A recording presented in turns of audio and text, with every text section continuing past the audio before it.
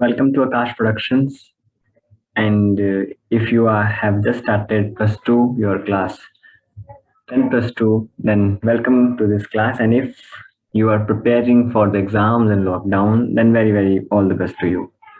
Today we are going to do the very first poem of the class 12 English core, that is My Mother at 66 by Kamala Das. हम पूरी poem को cover करेंगे with examination point of view also and for clarity also. So let's get started. So yes, this is My Mother 66 by Kamala Das. As you can see here, yes, My Mother 66, Kamala Das. And Kamala Das is a poet from Kerala. And her short name is Kamala Das and her full name is Madhva Vikuti.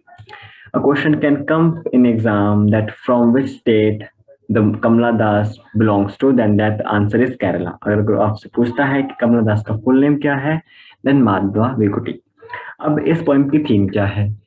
This poem is written under the theme fear of separation from mother, death is truth. ठीक है, fear of separation from mother, death is truth.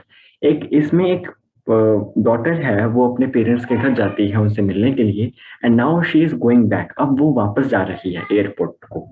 तो वो अपनी feelings बताती है कि मेरे mother अब 66 के हो चुके हैं and now she is going to die soon.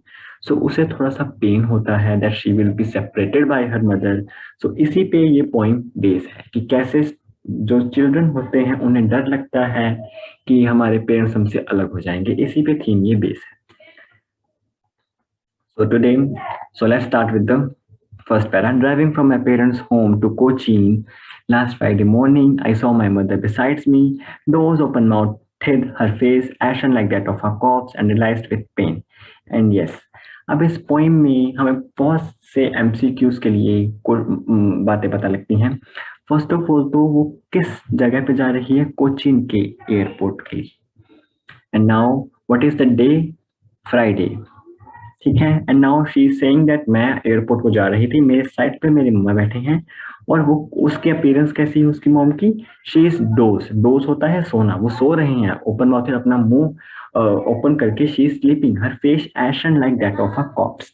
Yes, ashen like that of a corpse. Corpse होती है एक तरह की लाश, डेड बॉडी. अब वो बोलती है उनका फेस बिल्कुल वैसा फेस था जैसे कोई लाश जो है वो पड़ी हो. मीन्स उनका फेस काफी ज्यादा डल था, रिंकल्स थे, जैसे आपने इमेजिन करो कि डेड बॉडी है वैसे उसकी मदर लग रहे थे. And lies with pain. अब उसे पेन हो रहा है.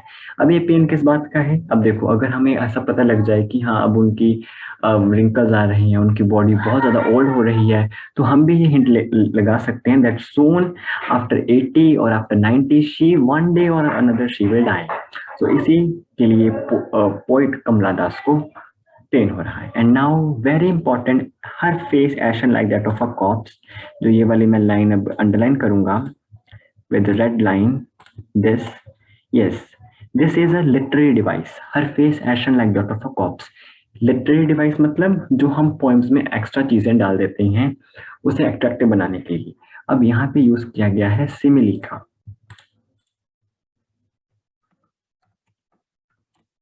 Simile is used here. अब सिमिली क्या होता है? अगर हम दो चीजों को कंपेयर करते हैं यूजिंग द वर्ड लाइक और एज, सो उसे बोलते हैं सिमिली. अब यहाँ पे दो चीजों को, कौन सी चीजों को कंपेयर किया गया है? एक तो उसकी मदर का फेस, एक कॉप्स को. अब उसने कॉप्स को कैसे कंपेयर किया है? यूजिंग द वर्ड लाइक और एज. अगर हम कंपैरिजन करें विदाउट दिस वर्ड लाइक और एज, अगर हम सीधा ही किसी बात को डिक्लेयर कर दें कि नहीं वो ये चीज है, हम लाइक का यूज ना करें, तो उसे बोलते हैं मेटाफर. अगर मैं बोलूं ही इज अ लायन, तो ये होगा मेटाफर. अगर मैं बोलूं he is like a lion, ये होगा simile. I think this is very much clear. So here जो ये लाइन थी जो मैंने अभी रेड हाईलाइटेड की थी, ये सिमिली है. सो लेट्स आगे चलते हैं. That she was too old and but soon put that thought away and looked out at the young trees sprinting, the merry children spilling out of their homes. But After the airport security check sending a few yards away, I looked at her, wan, pale as the late winter's moon. Okay so हमने यहाँ तक किया है, अब यहाँ तक की explanation.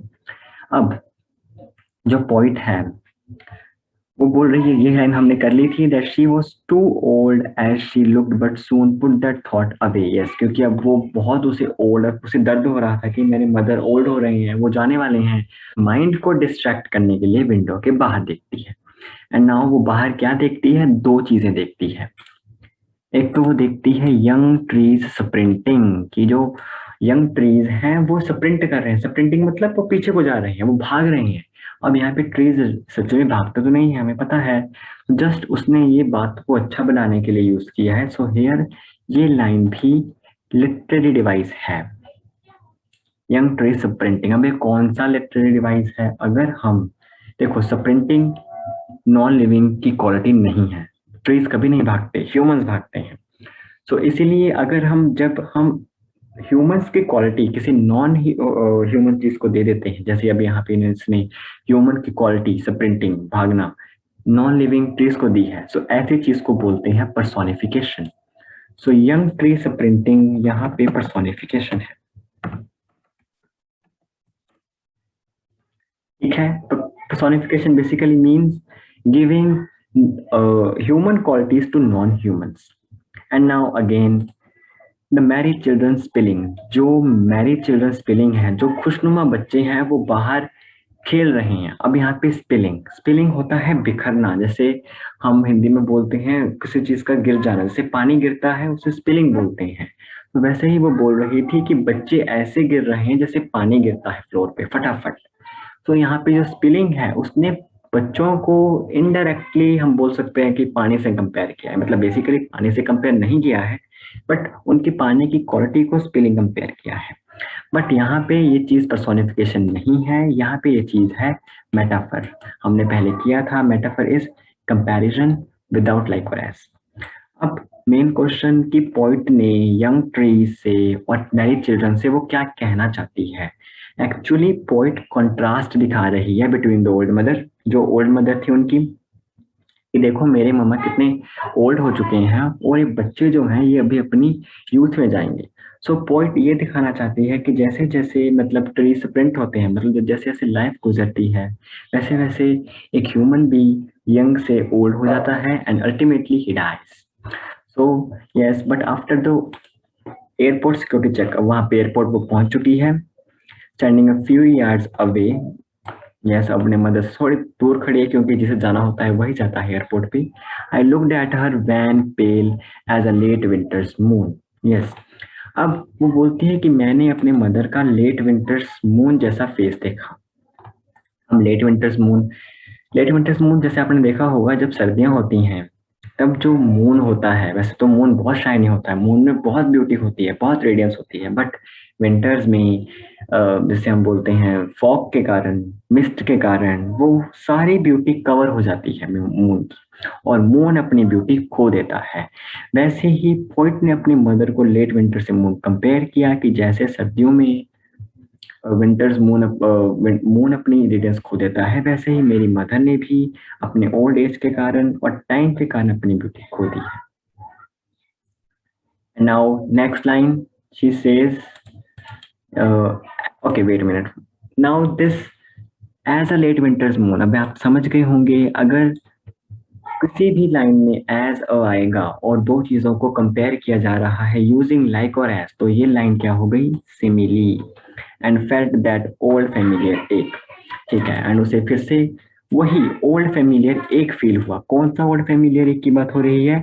अपने मदर से अलग होने की फेमिलियर एक, जैसे बच्चों को होता है माई चाइल्डहुड फियर, वो बोलती है मुझे वही पुराना फियर फील हुआ, जैसे बच्चों को होता है कि नहीं मुझे अपनी मम्मा से दूर नहीं जाना, जब वो छोटे होते हैं हम सबको होता है, वैसे ही पोइट को फिर से वही सब कुछ फील होने लगा कि नहीं मेरे मदर ऐसे नहीं जा सकते मुझे छोड़ के, मुझे उनके साथ ही रहना है।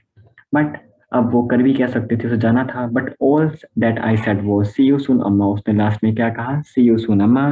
And all I did was smile and smile and smile and yes. अब यहाँ पे smile and smile and smile भी एक इंपॉर्टेंट लिटरेरी वर्ड है। अगर किसी भी लाइन में आपको एक वर्ड, पूरा वर्ड स्माइल जैसे यहाँ पे रिपीट हो रहा है, अगर ऐसे रिपीट होता है तो ऐसी चीज को हम बोलते हैं रिपीटिशन। यस, अगर पूरा वर्ड रिपीट हो रहा है रिपीटिशन, अगर सिर्फ एक लेटर रिपीट होता है तो एलिट्रेशन। अब इस केस में ये एक रिपीटिशन है, याद रखना, ठीक है। एंड उसने लास्ट टाइम में मम्मा को क्या बोला, smile and smile and smile. Now important question for you all कि उसने इतने time smile and smile and smile क्यों कहा। ओके, सो जो फर्स्ट उसने ये सब कुछ इसलिए किया ताकि वो अपने आप को स्टेबलाइज कर सके। स्टेबलाइज किससे स्टेबलाइज कर सके, अब उसको डर था कि उसके मदर कहीं चले ना जाएं। सो उसे अपने आप को वो इस बात से दिलासा दे रही है कि नहीं, मैं जब वापस आऊंगी मेरे मदर यहाँ पे होंगे। यस, इसलिए उसने स्माइल वर्ड पे जोर दिया है। So important questions I am going to discuss with you. First important question आता है इसका थीम, आपकी स्क्रीन पे theme. The theme of this poem is fear of separation from the mother, हमने कर लिया था। मैसेज, अब इसका मैसेज क्या है। This poem delivers a universal truth that everybody will die one day or another. हाँ, ये एक यूनिवर्सल मैसेज डिलीवर करता है कि हम सब ने एक ना एक दिन मर जाना है। Everyone will die one day or another. Second, children are connected with their parents the most and wanted to be with them forever. Yes, children अपने बच्चों के साथ कनेक्ट होते हैं और उनके साथ ही रहना चाहते हैं। So इसमें यही बात उसने शो की है कमला दास ने। But unfortunately aging and nature separate our parents from us. Aging and nature हमें अपने पेरेंट्स से सेपरेट कर सकते हैं and we should accept this fact and should continue on the path guided by our parents. और हमें अपने parents के दिखाए हुए पाथ पे आगे चलना चाहिए। We must love our parents till their last breath. और हमें अपने पेरेंट्स को उनकी लास्ट ब्रेथ तक प्यार करना चाहिए, उनकी केयर करनी चाहिए। And second important question is how did Kamala Das mother look during the drive to Cochin. उसकी मदर कैसे लग रही थी। अब आपने यहाँ पे पढ़ा था पोइम में, आई लुक ये वाला हिस्सा, वेट अ मिनट, ये वाला, doors open mouthed her face as an act of a cop. Yes, वो सो रही थी अपना माउथ ओपन करके और उनका फेस कैसा लग रहा था, एक कॉप्स की तरह। तो हमने वही लाइन लिखनी है। Yes, she was dozing open mouthed. She was pale yellow in color. Yes, pale yellow in color due to her old age. She looked that of a corpse. हमें पता है। She was weak, वो weak थी and as lifeless as a corpse. जैसे एक लाश में जान नहीं होती, उनमें भी कोई जान नहीं थी।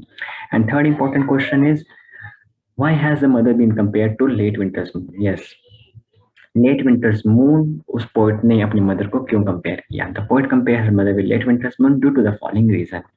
जैसे हमने पहले भी डिस्कस किया था, in late winters moon the moon is covered with fog and mist and due to this the beauty and the radius of the moon fades. Yes, similarly the beauty of the mother fades due to the old age and with passage of time. So this is hopefully this is clear to you. Last question that I am going to discuss is why are the young trees described as sprinting. Yes, young trees को sprinting क्यों बोला है, very important question for 2021 and for all examinations. Young trees describe as sprinting due to the travelling effect. Travelling effect के कारण उन्हें sprinting बोला गया है। ट्रैवलिंग इफेक्ट क्या होता है, ड्यू टू ट्रैवलिंग इफेक्ट जो खड़ी हुई चीजें होती हैं, जो रुकी हुई चीजें होती हैं, स्टेशनरी ऑब्जेक्ट, वो रनिंग अपीयर होते हैं। Due to travelling effect stationary object appear to be running. Yes, the poet is moving ahead in a fast vehicle. वो एक फास्ट व्हीकल कार में जा रही है जिसके कारण जो ट्रीज हैं वो रनिंग बिहाइंड दिखते हैं। Adding some printing trees are also simple to fast moving human life. Yes, अब उसने स्प्रिंटिंग इसलिए भी यूज किया है ताकि वो ह्यूमन की फटाफट गुजरती जिंदगी को भी शो कर सके। So these are the 4 important questions that I have discussed with you. If you want all the important question, please the like target here is 1K likes. If अगर मेरे वीडियो पे 1K like होते हैं then the link for the PDF of the important questions will be added and the PDF of important MCQs will also be added. So please share it with all your friends. Please subscribe to this channel. Please support me and please hit the bell icon for the latest updates. Thank you so much. Hope I have given you some quality lectures. Thank you.